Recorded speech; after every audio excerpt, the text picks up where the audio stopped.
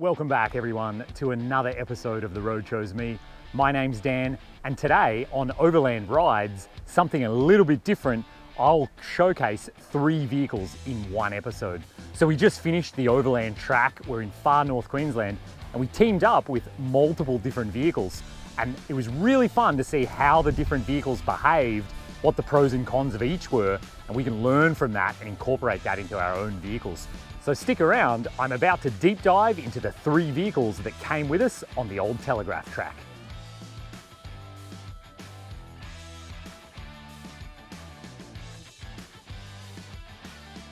So up first guys, we have a Land Cruiser 78 series troop carrier. This is the biggest vehicle that came with us on the trip. It's the heaviest vehicle, it has the most power and torque, and it's probably the newest vehicle besides the Jeep. So I thought I'd start with it. So this is the V8 turbo diesel, the 4.5 litre engine, the one that everyone gets here in Australia now for quite a while in the 70 series. This one has actually been tuned. It has about 210 horsepower and 700 Newton meters of torque, which is absolutely monstrous. I'll put the foot-pounds on the screen. So you can imagine this thing not only sounds incredible, but also has an enormous amount of torque. And it's really noticeable how different that is to the Jeep, which has pretty decent amount of horsepower, but being a petrol engine, it doesn't have so much torque. And these guys are from Western Australia. They've only had this thing for 2 years. They've already done about 60,000 kilometers in it, living in it full time. And these guys are Outback Traveler on YouTube. You should definitely check them out. They're having some amazing adventures around the country. And so I'll run around the vehicle and I'll show you the features that I really loved and what I learned from it while we were on the Tele track. And so right on the side here, they've got a really big awning, and this is made by the Outback, what is it called? The Bush Company, sorry. And so this is a brand, they're out of South Africa, the Bush Company. They make the awning, and this is one of those big self-supporting awnings.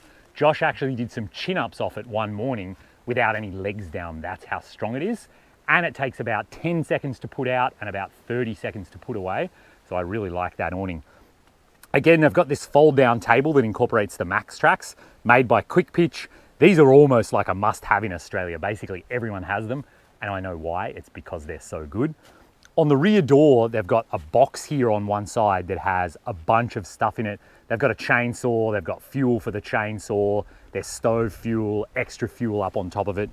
And one of the things we've learned, and that the owner Josh has learned and that he wants to change in the future, there's too much weight on top of this vehicle, and there's too much weight at the back of this vehicle. And if you saw my Tele video or my Creb track video, you'll see this thing is really prone to lifting front wheels.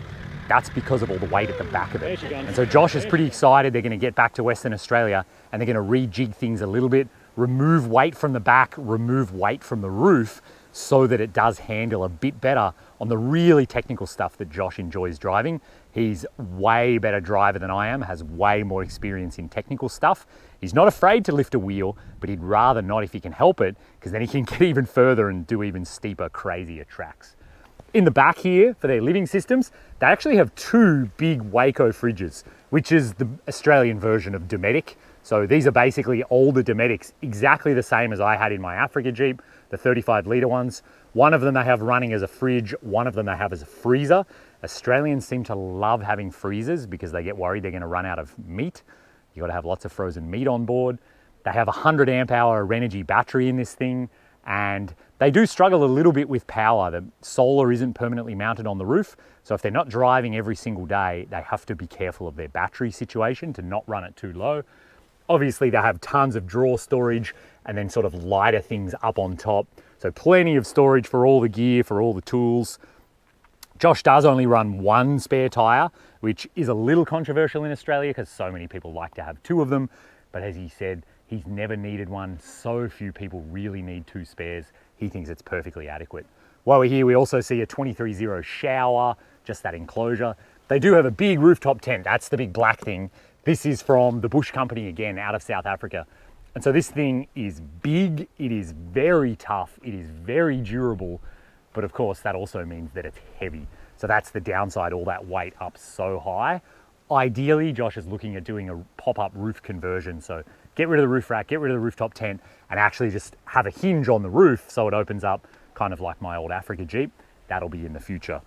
Looking around, he has upgraded the GVM of this vehicle, so it can legally weigh 3.7 tons, metric tons. I'll put the pounds on the screen.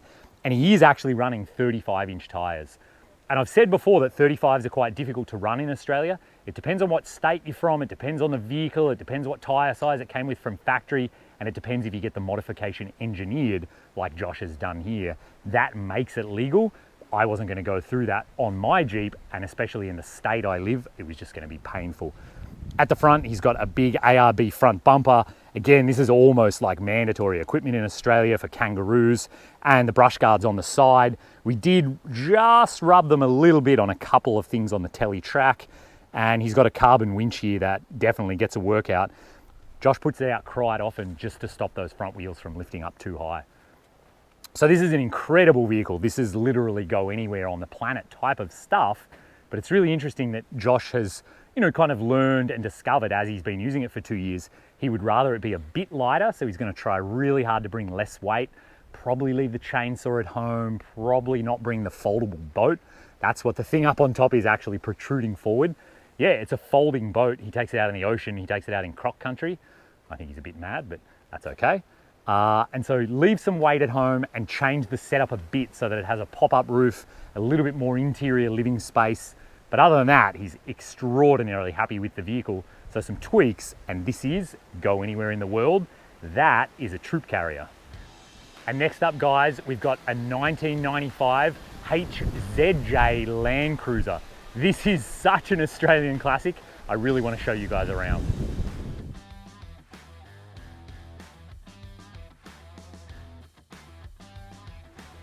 So what I love about this vehicle, guys, is that this is iconic Australian bush. So these Land Cruisers have been getting around since they were invented in, I don't know when the first one came out, and people love them for their character. They love them because they're indestructible. They love them because you can take them anywhere around Australia and of course around the planet. And I really love this one too because Luke and India, who own it, they're actually quite young, and so they bought it to have adventures. They just sleep in a swag on the ground because they're trying to save money. And so Luke bought this vehicle for $9,000 and he put nearly that much into it again, kind of in some of the creature comforts and living systems. Total on the road, finished, ready to have adventures. This thing's about 16 grand as it sits. So right away, Luke spent 16 grand on his vehicle and Josh and I spent a bit over 100 grand. So smiles per dollar, Luke's winning by a mile, and he drove everything on the old Tele track we did. He just winched in one spot that we didn't. And I'll talk more about that in a minute. But let's get into the details here. This thing from 1995, it comes with a 1HZ straight 6 diesel engine, non-turbo. So this is naturally aspirated. And this in Africa is the indestructible engine. Brand new 70 series still come with this engine with air conditioning like this one has, because you cannot break it. This thing nearly has 500,000 kilometers on it now and still runs perfectly. So when it comes to dependable and reliable, this is what you need. This guy is actually leaf sprung all the way around. So very old school, very unsophisticated, solid axles. Can he get as much flex and as much droop as my Jeep? No, he can't, but he still can drive everywhere the Jeep can drive. Of course, he's outfitted it with a winch on the front as well. And like all of us, he did winch up the exit to Palm Creek, and he also had to winch up one of the other exits, which the rest of us didn't have to winch. And the reason for that was because this vehicle only has open diffs front and rear, no locker. And on that exit, I'll throw the footage on the screen, basically Luke was lifting a wheel on each axle with open diffs. That's essentially 2-wheel drive, and that was his undoing. Wouldn't really matter how much power or torque he had, he's just spinning wheels, he's never gonna move forward. Lockers is really the only way around that. But again, do you need to spend thousands of dollars adding lockers when a 5-minute winch will get you out anyway? I'll let you decide. So on the tires, he's gone with Toyo all-terrains. These are perfect, durable, tough tires. These are about 31s, I think. They're 265s, 75s, 16s. 31s or 32s, let's say, a little upgrade over stock. Certainly not big tires though by any measurement. As you can see on the inside, this is a real vehicle that real people travel in. Recovery gear still on the go. Camera on the dash because we've got to record all the fun. It does have air conditioning, but it needs to be regassed. So you can imagine those guys were a little toasty in there while Katie and I were in air-conditioned comfort. And then on the back, this one has a tray, and I like the tray for a couple of reasons, and I don't like the tray for one major reason. We'll get into that. It has canvas sides, which I love because it's so lightweight. And if you hadn't noticed, this is essentially what I was emulating when I put the canvas topper on the Jeep. That's kind of the reason I did it, because it's old school Australian, lightweight, and it works. And this is where they started spending some money upgrading a few things. You can see they've got storage drawers for all of their stuff. They've got a nice big double swag, pretty similar to the one that Katie and I have. Luke's made his own water system here that's gravity fed. And they do have a big Dometic. I think this is the 95 litre double drawer. So they've got a fridge freezer, which is super, super nice to have. 140 amp hours of AGM battery. And right now Luke actually has the solar plugged in, and he's got just a foldable solar blanket that he plops out on the roof when he's parked in the sun. So this vehicle is amazing because of how simple it is, it works, and it costs 18 grand sitting as it is right now, ready to go drive anywhere in all of Australia. Such an incredible thing. But what I really want to point out too is something that I don't love about these flat trays that are so common in Australia that lots of people have. And the reason I don't like them is because when they bolt them to the vehicle, have a look at this. You look down low, you can see the bottom of the tray up there. You've got a foot, nearly a foot and a half before you get down to the frame of the vehicle. So all of this space in here, it's actually wasted space, which is something that I really don't like. But worse than that, all of your weight of everything that's in the tray is a foot and a half higher than it needs to be. So the vehicle's going to drive worse off-road, all of those kinds of things, because that weight is up so high. And I understand why they do it. It's so that they don't have to have wheel cutouts in the tray. It can literally just be flat. Obviously it's cheaper. Obviously, you know, it's easier to make. But I think it's a real disappointment. If it was me, I would either try to get the tray down lower. Of course, then you have to have wheel cutouts and it's going to get expensive and complicated. Or I would fill that space with water tanks and diesel tanks. It's the ideal place, and batteries as well. All your heavier things, but they're fairly low. They're basically on the frame of the vehicle, or even like between the frame rails. So that's kind of one thing that I've never loved about these flat trays, but it's part of the design. It is what it is. And in the back here too, I just noticed he does have 2 spare tires mounted inside, which is nice to have them out of the weather, out of, you know, prying little fingers that might try to take them away. So overall, this is also a pretty incredible vehicle. It did just drive the old Tele track. It drove everything that we drove, just with one more winch pull. And for $18,000, maybe Luke's the smartest one of all of us. And the final vehicle that came with us on the Tele track is this 2002 GU Nissan Patrol with a TD42 turbo diesel. Let's have a look around this thing.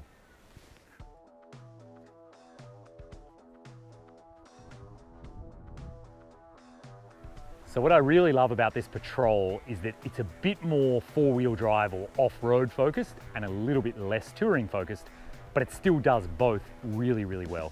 So Brad and Christy have had this thing about 6 or 7 years. It's gone through a few different iterations, but they absolutely love it. Brad takes it out to off-road parks. He pushes it pretty hard, and this is the kind of vehicle I think that's designed to be driven with your right foot getting close to the floor, and that's how Brad likes to drive. So I think this really suits him. And it was really fun to watch him on the telegraph track, where he would drive, you know, aggressively with his foot down, and it would climb up everything without a problem. Myself and the big Land Cruiser, we would kind of crawl very slowly over the same terrain. We would still get to the top. Brad would do it much faster and a lot more showy and with a lot more style. So it's definitely a fun vehicle to drive. I haven't driven it because it kind of scares me a bit, but I think it looks like a lot of fun. So starting with the engine, this is a TD42. This is Nissan's famous straight 6 turbo diesel engine, 4.2 litre.